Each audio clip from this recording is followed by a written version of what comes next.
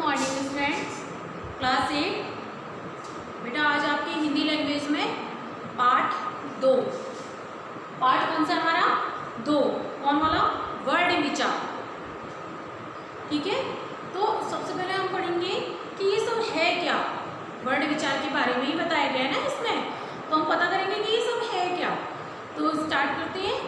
एक सुव्यवस्थित, संगठित, मार्मिक एवं रचनात्मकतापूर्ण वाक्यों की रचना शब्दों द्वारा तथा शब्दों की रचना वर्णों द्वारा की जाती है। कह रहे हैं एक सुव्यवस्थित, सही ढंग से संगठित, जोड़ करके, मार्मिक एवं रचनात्मकतापूर्ण, उनके सही अर्थ सोच करके वाक्यों की रचना शब्दों द्वारा। जो वाक्य होते हैं उनकी रचना किनके द्वारा हो रही है? शब्दों द्वारा, तथा शब्दों की रचना वर्णों द्वारा की जाती है। तथा जो शब्द हैं उनकी रचना वर्णों के द्वारा की जाती है। अतः भाषा को हम जिन ध्वनियों के माध्यम से उच्चारित करते हैं, भाषा को हम ध्वनियों के माध्यम से उच्चारित करते हैं, उन्हें एक विशेष चिन्हों द्वारा निर्धारित किया जाता है। क्या कह रहे हैं? भाषा को हम जिन ध्वनि चिन्हों ध्वनि के माध्यम से उच्चारित करते हैं, उन्हें एक विशेष चिन्हों द्वारा निर्धारित किया जाता है। उन ध्वनि चिन्हों के लिखित रूप को वर्ण कहा जाता है। उन ध्वनि चिन्हों के लिखित रूप को क्या कहा जाता है? वर्ड कहा जाता है। वर्ण या अक्षर भाषा की लघुतम इकाई है। लघुतम मीन्स होता है छोटा। तो कह रही है वर्ण या अक्षर भाषा की लघुतम इकाई है। ठीक है, अब परिभाषा हम देखते हैं इनकी। भाषा की सबसे छोटी से छोटी ध्वनि। क्या कह रही है? भाषा की सबसे छोटी से छोटी ध्वनि जिसके और छोटे छोटे टुकड़े नहीं किए जा सकते, जिसके और छोटे छोटे टुकड़े नहीं किए जा सकते हैं, वर्ण या अक्षर कहलाती है। भाषा की सबसे छोटी इकाई या ध्वनि जिसके और ज़्यादा छोटे टुकड़े नहीं किए जा सकते हैं, उन्हें हम क्या कहते हैं? वर्ण या अक्षर कहते हैं। जैसे अ, न, च, म, र, य, स आदि। अब आपने देखा होगा सभी के नीचे हलंत लगा है। ठीक है, तो हलंत जब किसी अक्षर के नीचे लग जाता है तो उसका मतलब अपने आप में आधा अक्षर होता है। अब परिभाषा, भाषा की वह लघुतम इकाई जो मौखिक भाषा को व्यक्त करने के लिए, भाषा की वह लघुतम इकाई जो मौखिक भाषा को व्यक्त करने के लिए प्रयुक्त होने वाली ध्वनियों के चिन्ह के रूप में विद्यमान है। मतलब चिन्ह के रूप में उपस्थित है, विद्यमान है, उपस्थित है, वर्ण या अक्षर कही जाती है। वर्णमाला। वर्णमाला का शाब्दिक अर्थ है वर्णों का समूह। माला पिरोना होता है ना, तो वैसे वर्णमाला क्या हो गई? वर्णों का समूह। वर्णों के निश्चित एवं क्रमिक समूह को वर्णमाला कहते हैं। वर्णों के निश्चित एवं क्रमिक समूह को वर्णमाला कहते हैं। हिंदी देवनागरी लिपि में कुल 49 को हिंदी में क्या बोलते हैं? 49 कह रहे हैं हिंदी देवनागरी लिपि में। अब आपको एक बात पता चली, हमारी जो लिपि है हिंदी की वह कौन सी है? देवनागरी लिपि। तो वही वो कह रहे हैं कि हिंदी देवनागरी लिपि में कुल 49 या 49 वर्ण होते हैं। प्रत्येक भाषा में वर्णों के रूप, संख्या तथा उच्चारण अलग अलग होते हैं। परिभाषा, वर्णों के निश्चित एवं व्यवस्थित स्वरूप को वर्णमाला कहते हैं। क्या? वर्णों के निश्चित एवं व्यवस्थित स्वरूप को वर्णमाला कहते हैं। बच्चों, क्या तुम हिंदी वर्णमाला के सभी वर्ण जानते हो? ये सभी वर्ण इस प्रकार हैं, देख लीजिए आप। अ आ इ ई उ ऊ ई उ आ क ख ग घ ञ च छ ज झ ञ ट ठ ड ढ ण त थ द ध न अ फ ब भ म य र ल व श श स ह छ त्र ज्ञ। अब जो आ से लेकर अ तक हम सभी जानते हैं स्वर होते हैं। फिर हमारे वर्ग स्टार्ट हो जाते हैं, जैसे का वर्ग। का वर्ग में एक वर्ग में कितने अक्षर होते हैं? 5 अक्षर होते हैं एक वर्ग में। तो का वर्ग हमारा स्टार्ट होता है जैसे का ख ग घ ञ। यहाँ तक हमारा कौन सा वर्ग हो गया? का वर्ग हो गया। फिर आता है हमारा च वर्ग, फिर आता है हमारा ट वर्ग, फिर आता है त वर्ग। पिछले चैप्टर में पार्ट 1 में भी हमने आपको ये बताए थे वर्ग, है ना। और ये जो क्या कहते हैं छ त्र ज्ञ, ये क्या होते हैं? हमारे संयुक्त अक्षर हो जाते हैं। ठीक है। अब हम आते हैं वर्ण के भेद। हिंदी भाषा में वर्ण के 2 भेद होते हैं। वर्ण के भेद कौन कौन से होते हैं? स्वर और व्यंजन। अब देखिए स्वर क्या है? वॉवेल, आप सभी जानते हैं वैसे।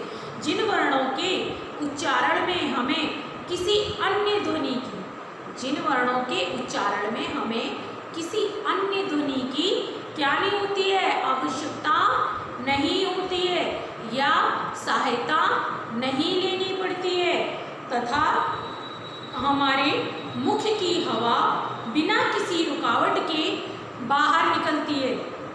जब हम स्वरों को बोलते हैं तो बाहर हमारी हवा निकलती है, तो वही कह रहे हैं कि तथा हमारे मुख की हवा बिना किसी रुकावट के बाहर निकलती है। उन्हें क्या कहते हैं? उन्हें स्वर कहा जाता है। हिंदी भाषा में कुल 11 स्वर वर्ण होते हैं। हिंदी भाषा में कुल 11 स्वर वर्ण होते हैं। उच्चारण के आधार पर इनके 3 भेद होते हैं। वर्ण भेद, वर्ण के भेद। अब देखिए ह्रस्व स्वर। ह्रस्व स्वर होते हैं छोटे स्वर, ठीक है, छोटे, जिन्हें बोलने में थोड़ा कम समय लगे, उन्हें कहते हैं हम ह्रस्व स्वर। जैसे अ, ई, उ, रे, तुरंत बोल रहे हैं ना। अब आ जाते हैं दीर्घ स्वर। दीर्घ मीन्स होता है बड़ा, जिसे बोलने में थोड़ा सा समय लगे, जैसे आ, ई, उ, है ना, ए, ऐ, ओ, औ, ऐसे ये सब इन्हें बोलने में थोड़ा समय लग रहा है ना, तो ये हमारे कौन से हो गए? दीर्घ स्वर। अब आ जाते हैं प्लुप्त स्वर, जिन्हें कम प्रयोग किया जाता है, जैसे ओ, मैया, ऐसे।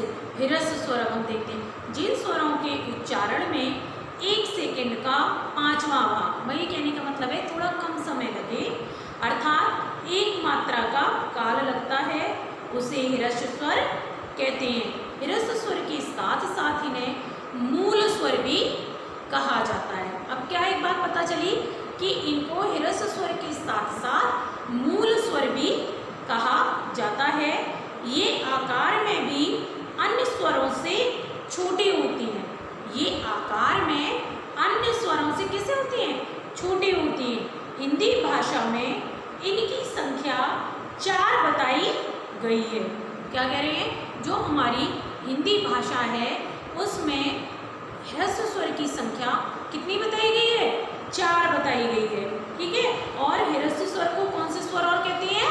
मूल स्वर भी कहते हैं। 4 कौन से हैं? अ, ई, उ, रे।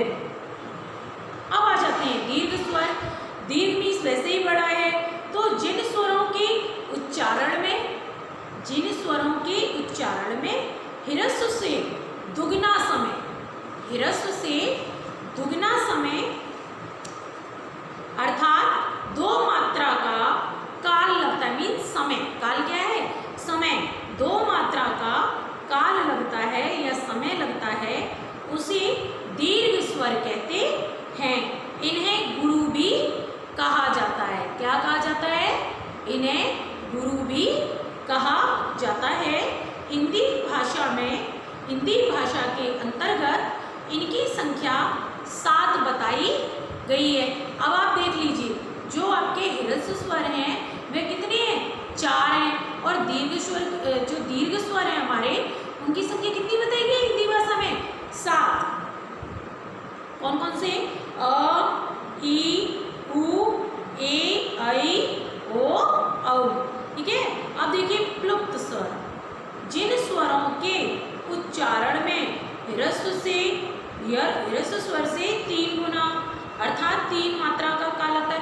मतलब कह रहे हैं प्लुप्त स्वर वो स्वर होते हैं जिनमें थोड़ा ज्यादा समय लगे बोलने में, उन्हें ही हम क्या कहते हैं? प्लुप्त स्वर कहते हैं। जिसमें 3 मात्राओं का समय लगता है उसे प्लुप्त स्वर कहते हैं। यही कारण है कि इन स्वरों के सम्मुख ये इज्ञा का अंक लगा दिया जाता है, जैसे राम, मैया, ओम। ठीक है, थोड़ा बोलने में इन्हें समय लग रहा है ना, ऐसे। अब आप समझ गए ह्रस्व स्वर, प्लुप्त स्वर और दीर्घ स्वर किन्हें किन्हें कहते हैं? जिनमें बहुत कम समय लगे ह्रस्व स्वर, और इन्हें मूल स्वर कहते हैं। दीर्घ स्वर जिनमें थोड़ा ज्यादा समय लगे उन्हें हम दीर्घ स्वर कहते हैं। प्लुप्त स्वर कैसे हो गए? जिनमें बहुत अधिक समय लगे। स्वरों के मात्रा चिन्ह, जब किसी स्वर को व्यंजन के साथ लिखा जाता है, जब किसी स्वर को व्यंजन के साथ लिखा जाता है तब वहाँ व्यंजन वर्ण के साथ स्वर निर्धारित मात्रा का ही प्रयोग किया जाता है। कह रहे जब किसी स्वर को किसी व्यंजन के साथ लिखा जाता है तो वहाँ पर क्या आती है? तो उसकी मात्रा ही प्रयोग की जाती है, क्योंकि स्वर के प्रतीक चिन्हों के रूप में कुछ मात्राएं निर्धारित की गई हैं। स्वरों के प्रतीक चिन्हों के रूप में कुछ मात्राएं निर्धारित की गई हैं। ये मात्रा निश्चित होती हैं जो अधूरे व्यंजन के साथ लगकर उन्हें पूर्णता प्रदान करती हैं। कह रहे जो आधे अधूरे व्यंजन होते हैं उनके साथ में ये मात्राएं लग करके क्या करती हैं? व्यंजन को पूर्णता मतलब पूरा बनाती हैं, तो पूर्णता प्रदान करती हैं। तो आओ बच्चों स्वर के लिए निर्धारित की गई निश्चित मात्राओं का ज्ञान प्राप्त करें। जैसे छोटे आ की क्या होता है? डैश। ये मात्राएं तो हम सबने पढ़ी हैं। आप देख लीजिए किस प्रकार से इन मात्राओं का प्रयोग किया गया है। जैसे बड़े आ का देखो, तो बड़े आ का इन्होंने क्या लगाया? पीछे का डंडा। तो माँ ता, माँ हमारा एक व्यंजन है ना, पर इसमें हमने क्या किया? स्वर लग रहा है माँ, तो आ निकल रहा है, तो आ तो बड़ा नहीं लगाएंगे, तो क्या कर देते हम? इसकी मात्रा का ही प्रयोग कर देते हैं। ठीक है। अब नेक्स्ट देखिए आप बच्चों, आ स्वर की कोई मतलब जो छोटा आ है, आ स्वर की कोई मात्रा नहीं होती है। सभी व्यंजन आ स्वर की सहायता से ही बोले या उच्चारित किए जाते हैं। जितने भी व्यंजन होते हैं सभी आ स्वर की सहायता से ही बोले या उच्चारित किए जाते हैं। अब आप देखिए व्यंजन, जिन ध्वनियों का उच्चारण करने के लिए स्वर की आवश्यकता होती है। क्या कह रहे हैं? जिन ध्वनियों का उच्चारण मतलब बोलने के लिए किसकी आवश्यकता होती है? स्वर की आवश्यकता होती है, उन्हें हम व्यंजन कहते हैं। इन ध्वनियों के उच्चारण करने में वायु सीधे कंठ से बाहर नहीं आती, जैसे आ ई, तो इनमें कंठ से बाहर आती है ना, पर व्यंजन में क्या होता है? कह रहे हैं कि इन ध्वनियों को उच्चारण करने में जो वायु है हमारी, जो हवा निकलती है, वह सीधे कंठ से बाहर नहीं आती है। हिंदी भाषा के अंतर्गत व्यंजन की संख्या 39 बताई गई है। 39 को इंग्लिश में हम 39 कहते हैं। ओके। अब व्यंजन के भेद, इन्होंने व्यंजन के कितने भेद बताए हैं? व्यंजन के 4 भेद बताए हैं। कौन कौन से? स्पर्श व्यंजन, उत्क्षिप्त व्यंजन, अंतस्थ व्यंजन और ऊष्म व्यंजन। अब हम सबसे पहले क्या देखते हैं? स्पर्श व्यंजन। स्पर्श का शाब्दिक अर्थ है छूना, ऐसे टच। ठीक है। स्पर्श का शाब्दिक अर्थ है छूना, अर्थात जिन व्यंजनों के उच्चारण में वायु फेफड़ों से निकलकर मुख से बाहर आने से पूर्व कंठ और मूर्धा, जीभ, होस्ट, दांत आदि को स्पर्श करती है, उसे हम स्पर्श व्यंजन कहते हैं। क्या कह रहे हैं? कि कि जो वायु है सीधे मुंह से निकल करके कहाँ कहाँ टच करती है, कंठ, मूर्धा, जीभ, ओष्ठ, दांत आदि से स्पर्श करती है, उसे हम स्पर्श व्यंजन कहते हैं। स्पर्श व्यंजन कुल 25 होती हैं, मीन कितने 25 होती हैं, जो 5 वर्गों में विभक्त हैं। कितने वर्गों में, 5 वर्गों में विभक्त हैं।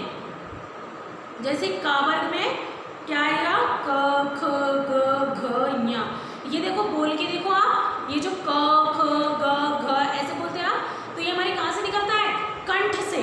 तो इसे हम कौन सा वर्ग, का कंठ, इसका जो का वर्ग है उसका उच्चारण स्थान कौन सा है, कंठ, जहाँ से उच्चारित होता है। फिर आया हमारा चा वर्ग, च छ ज, बोल के देखो तालु में टच होती है ना हमारी जीभ। फिर ट ठा, बिल्कुल ऐसे ऊपर लग जाती है, टा ठा ऊपर बहुत, तो मूर्धा। फिर ता, दांत में लग रहा है ना, ता थ द, ऐसे बोल के देखो सभी लोग, तो दांत में लग रहा है ना, तो इसका जो ता वर्ग है उसका उच्चारण स्थान कौन सा हुआ, ता, दांत हुआ। पा वर्ग देखो, प फ ब, तो हम सब कुछ ओष्ठ से बोल रहे हैं ना, तो पा वर्ग का जो उच्चारण स्थान है वह क्या हो गया, ओष्ठ। ओष्ठ मीन्स होता है हिंदी में होठ, ठीक है, होठ। अब आया हमारा उत्क्षिप्त व्यंजन। ये वह व्यंजन होते हैं जिनके उच्चारण के समय जीभ पीछे की ओर जाकर एक झटके के साथ आगे गिर जाती है, इन्हें उत्क्षिप्त व्यंजन कहते हैं। कह रहे हैं जीभ पीछे की ओर जाकर के एक झटके से आगे की ओर आ जाती है, उन्हें हम उत्क्षिप्त व्यंजन कहते हैं। देखिए बोल करके, जैसे डा आगे आई, ढा आगे आई, इस प्रकार से। अब आए हमारे अंतस्थ व्यंजन। जिन व्यंजनों का उच्चारण स्वर और व्यंजनों के मध्य का होता है, जिन व्यंजनों का जो उच्चारण है वह स्वर और व्यंजनों के मध्य का होता है, बीच का होता है, उन्हें अंतस्थ व्यंजन कहते हैं। ऐसे व्यंजनों के उच्चारण में जीभ मुख के किसी भी भाग को पूर्णतः स्पर्श नहीं करती। कह रहे ऐसे उच्चारण करने में इन व्यंजनों का जो जीभ है वो मुख के किसी भी भाग को पूरी तरह से क्या नहीं करती है, छूती नहीं, स्पर्श करना छूती नहीं है। इन्हें अर्धस्वर भी कहा जाता है। इन व्यंजनों का निर्माण स्वरों के आपसी सहयोग से हुआ है।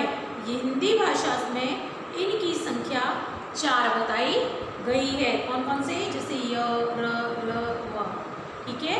ये हमारे कौन से व्यंजन है, अंतस्थ व्यंजन।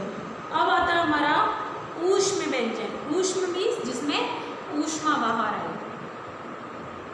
जिन व्यंजनों के उच्चारण में मुख से गर्म वायु, ऊष्मा क्या होती है, गर्म वायु तो होती है ना, हाँ, तो ऊष्म गर्म वायु निकलती है, किंतु मुख के कोई भी भाग आपस में स्पर्श नहीं करते हैं। क्या नहीं करते हैं, परंतु मुख के कोई भी भाग आपस में स्पर्श नहीं करते हैं, उन्हें ऊष्म व्यंजन कहते हैं। जैसे शा, शा, सा, हा, निकल रही है ना गर्म वायु, बोल के देखो शा, शा, फिर सा, हा।